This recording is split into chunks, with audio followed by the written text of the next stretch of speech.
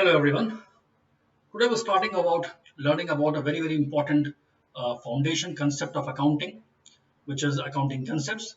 And on the basis of this, the entire accounting course is laid down, and the entire accounting is based upon these concepts. So before we start actually going to the accounting part, it's important that we understand the concepts on which the accounting principles are laid down. The first and the most important principle in the accounting is referred as business entity concept. Now, this is the most important concept in the accounting, and the entire accounting is being based upon this concept. Now, what is this concept is all about? This concept talks about that the owner and the business are two separate entities. So, the owner, which can be a shareholder, which can be partner, whatever form of business organization it is, the owner, which is here, and the books and the business, they both are separate. So owner and business are separate entity. They are two different entity. And because of this, we are preparing accounts. We are preparing a financial statement not for the owner, but we are preparing a financial statements for business. So financial statements or books of accounts are being prepared not for the owner, but for the business. And business and owner are different. So in the accounting language, we are actually preparing the books of accounts for the business, not for the owner. So what does it mean? Let's assume that this is a company which is owned by, let's assume, Mr. A, and Mr. A has created a business with the name which can be called as, let's say, ABC. Now, if I want to estimate how much profit or loss ABC has made, I will prepare financial statements for ABC, not for Mr. A, which means we'll only record the expense only of the business, not of the personal transaction. So I have to keep separate record for business transaction and for the personal owner transaction. And if I have to estimate the profit and loss, I am estimating profit and loss not from owner or Mr. A in this case, but I am estimating profit and loss for my business. And the business is ABC. Therefore, I want to know how much income ABC, the business, has earned and how much expense the business has earned. And which means only then I can estimate what is the profit or loss business has made, which is a separate from the owner. And I'm preparing the accounting record only for the business, not for the owner. And the business and owner are two separate entities. Now, what does it mean because of this? What simply it means that whatever amount the owner is bringing to the business. Now, someone can ask how it is recorded in the books of transactions. So, whatever amount of money which owner brings to the business. So, we are the owner of the business because Mr. A must have given some amount of money to this own business. Technically, the money which is given by owner is called as capital. So whatever money is given by owner is called as capital for the business. So in the business, so in the example which you have taken before, in this example, Mr. A is bringing some amount of cash to start the business. So let's assume that Mr. A is bringing $10,000 to start the business, which is ABC. Now, when I'm recording the books for the ABC company, Mr. A has given this money to the business. So in that case, we'll prepare many financial statement. One of the important financial statements which we'll prepare, which we call the balance sheet. Now in balance sheet, we know we'll discuss that in detail later on. There are two heads, which are one is assets and the other is liability. Now what is it? Liability, asset? Asset what something which business owns, and liability is something which business owes to the other. Now first liability which the business is incurring here is that business which is ABC. I am preparing balance sheet for not Mr. A. The balance sheet has been prepared for ABC firm, and this ABC firm is getting this money from Mr. A, and therefore ABC Limited, the ABC firm, is liable to the owner. and whatever amount of money which Mr. A is given, which is a promoter, that will be shown as a liability in the balance sheet. So whatever amount of money which is contributed by the owners, now these owners can be individual in a sole proprietorship. These owners can be a partnership, bringing more than one member coming into that, or it can be company where there are large number of shareholders coming and bringing the money in the business. So all that money which has been given by the owners, by the promoters to the business will be showing this amount of money as a liability. Why? Because the business and the owners are separate. So business now is a separate entity. Virtually, how it has been seen here is that somebody, Mr. A, is giving them to this money. So as a business, I owe this amount to Mr. A, and that's the reason why capital is shown as a liability in the business.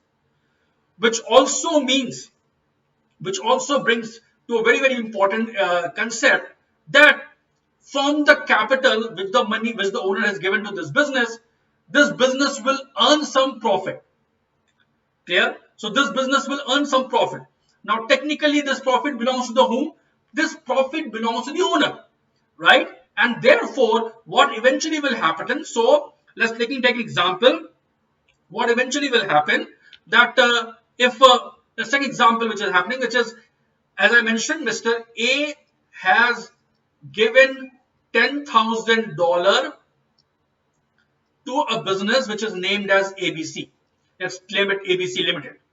I am preparing balance sheet of ABC Limited, and in a balance sheet, as I mentioned, there is an asset, there is a liability, and the first liability which the business is incurring is the amount of money which is coming from Mr. A. Therefore, this amount of money is shown as a liability in as $10,000. From this amount of money which the owner has given to the business will do the business will start doing it. They will generate some income, they will generate some expense. Eventually, couple of things may happen. Either the business will earn some profit. How will they earn some profit? The total income is more than what the total expense which have happened. Only of the business income. The business will earn some profit. Now this profit belongs to whom? This profit belongs to the owner, which in this case is Mr. A. Now, therefore, the profit will be added back to the capital. Why the profit is getting added back to the capital? Because eventually, initially $10,000, this was the amount of money which the business owes to the owner. Now the profit has been earned on the same amount. It's a reward to the owner, and therefore, unless and until if the owner is not withdrawing this money in the form of a dividend or a drawings, this profit is also added back to the capital. A very common question which is always asked, why profit is shown as a part of a liability? Profit is shown as a part of liability. It is because of this principle of separate entity principle or a business entity principle, where the owner and the business are separate and the business is liable to the owner. The company and the firm is liable to the owner for the amount of money which they are given in the form of capital. And from the capital, whatever profit is also earned, that also the business is liable to the owner. Similarly, if tomorrow, if the business starts incurring loss, for example, this company incur a loss of, let's say, $100. In that case, now this is very important. Loss, we'll see that later on also. Loss technically is shown on the asset side. Now somebody will ask question, oh my goodness, why the loss is shown as an asset side? Does the business want that more loss should increase? Yes, because business is now asking from the owner that you owe that amount to me.